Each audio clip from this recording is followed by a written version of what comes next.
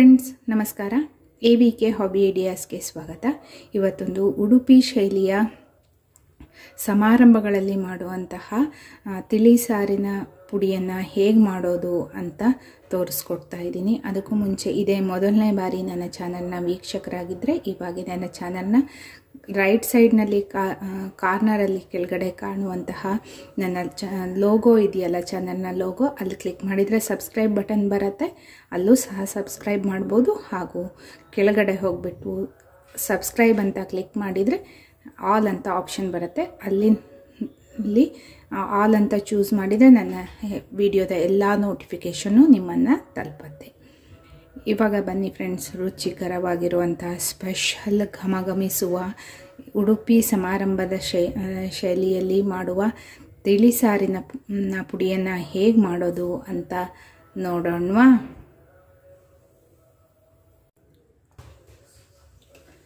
ಮೊದಲು ಒಂದು ಬಾಣಲೆಯನ್ನು ತಗೊಂಡಿದ್ದೀನಿ. ಅದಕ್ಕೆ ಒಂದು 3-4 ಹನಿ ಆಗೋಷ್ಟು ಕೊಬ್ಬರಿ ಎಣ್ಣೆ ಹಾಕ್ತಾ ಇದ್ದೀನಿ. ಎಣ್ಣೆ ಕರಗ್ತಾ ಇದೆ.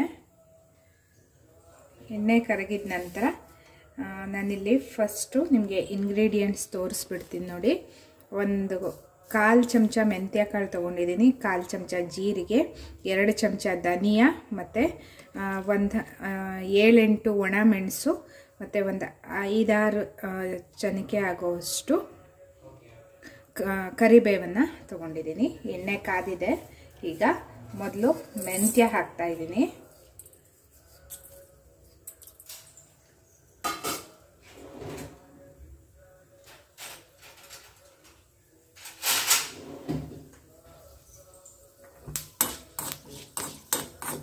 ನೋಡಿ, ಹೊಂಬಣ್ಣಕ್ಕೆ ಬರ್ತಾ ಇದೆ, ಬಂದಾಯಿತು.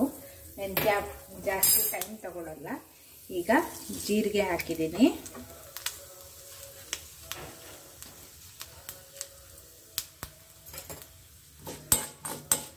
ಜೀರಿಗೆನೂ ಸಹ ಘಮ್ ಅಂತ ಪರಿಮಳ ಬಂದ್ಬಿಡತ್ತೆ ಬೇಗನೆ.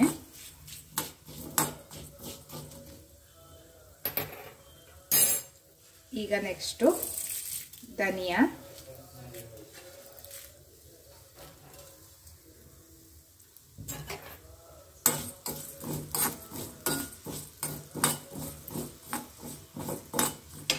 ಚೆನ್ನಾಗಿ ಹುರ್ಕೊಳ್ಳೋಣ.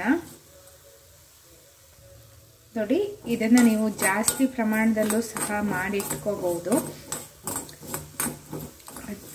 ಜಾಸ್ತಿ ಅಂದರೆ ಒಂದು ಮೆಣಸನ್ನು 200 ಗ್ರಾಮ್ ತಗೋಬಹುದು.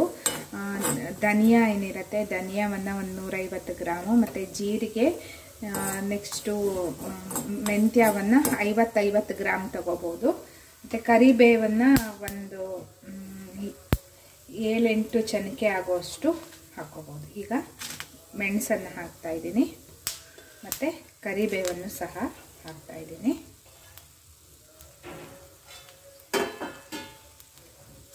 ಎಲ್ಲವನ್ನು ಚೆನ್ನಾಗಿ ಬಾಡಿಸ್ಕೊತೀನಿ. ಮೆಣಸೆಲ್ಲ ಕ್ರಿಸ್ಪಿಯಾಗಿ ಬರಬೇಕು, ಅಲ್ಲಿವರೆಗೆ ಬಾಡಿಸ್ಕೋಬೇಕು.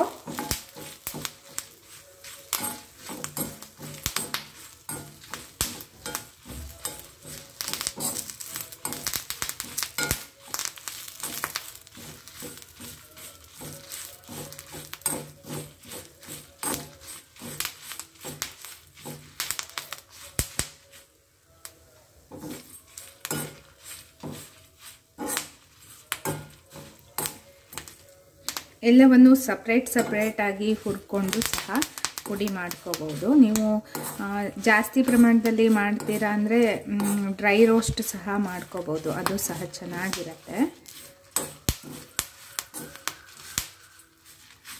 ನೋಡಿ, ಇದು ಇವಾಗ ರೆಡಿಯಾಗಿದೆ.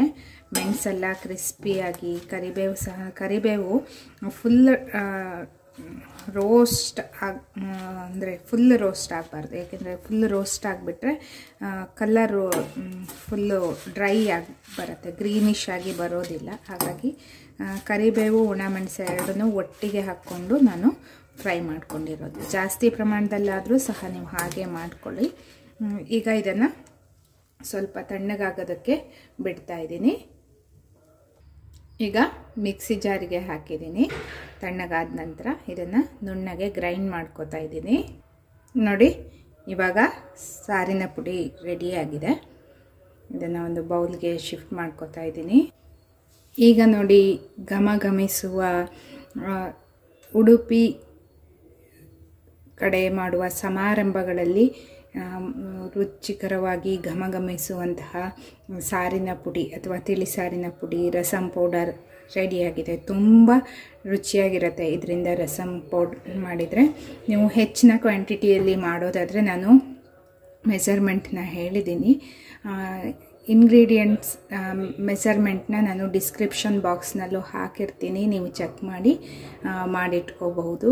ಈ ರೀತಿಯ ಸಾರಿನ ಪುಡಿಯನ್ನು ನೀವು ಈ ರೀತಿಯ ಸಾರಿನ ಪುಡಿಯನ್ನು ಮಾಡಿಬಿಟ್ಟು ರಸಮ್ನ ಮಾಡಿ ಹೇಗಾಗಿತ್ತು ಅಂತ ನಿಮ್ಮ ಅನಿಸಿಕೆಯನ್ನು ತಿಳಿಸಿ. ಮುಂದಿನ ವಿಡಿಯೋದಲ್ಲಿ ನಾನು ಇದರಿಂದ ಹೇಗೆ ರಸಮ್ ಮಾಡೋದು ಅನ್ನೋದನ್ನು ಸಹ ತೋರಿಸ್ಕೊಡ್ತೀನಿ. ಇವತ್ತಿನ ಈ ವಿಡಿಯೋ ನಿಮಗೆ ಇಷ್ಟ ಆಯಿತು ಅಂತ ಭಾವಿಸಿದ್ದೀನಿ. ಈ ವಿಡಿಯೋ ನೋಡಿ ಲೈಕ್ ಮಾಡಿ, ನಿಮ್ಮ ಅನಿಸಿಕೆ ಅಭಿಪ್ರಾಯಗಳನ್ನು ಕಮೆಂಟ್ ಸೆಕ್ಷನ್ನಲ್ಲಿ ತಿಳಿಸಿ. ಮತ್ತೆ ಒಂದು ಹೊಸ ವಿಡಿಯೋದೊಂದಿಗೆ ಭೇಟಿಯಾಗೋಣ friends. Until then take care, bye. Thank you for watching friends.